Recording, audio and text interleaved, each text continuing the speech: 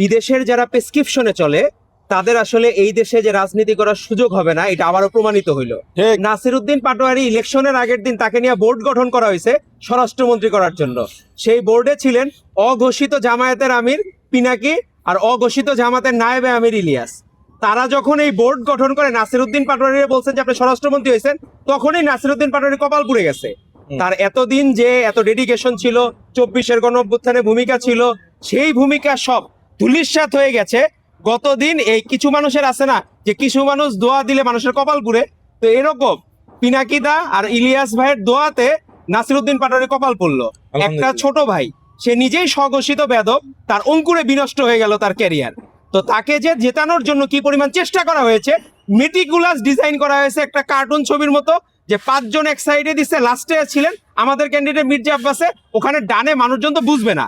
বাংলাদেশের মানুষকে আপনি তো নির্বাচন কমিশন থেকে আলাদা ক্লাস নেওয়া উচিত ছিল যে এই জায়গাটায় যদি দেওয়া হয় সিকোয়েন্সটা, আপনি কোন জায়গায় ভোট দিবেন। তো সেটি ঠিক না করে আজকে আমরা এই ঢাকা 8 আসনে আমরা দেখলাম যে যে পরিমাণ এই জায়গায় মব ক্রিয়েট হয়েছে, তো সেটি আমাদের জনগণের সাধারণভাবে সাধারণ মানুষজনের যে কষ্ট হয়েছে, আশা করি ভবিষ্যতে যে তারা মব করার এই চর্চা থেকে তারা বেরিয়ে আসবেন।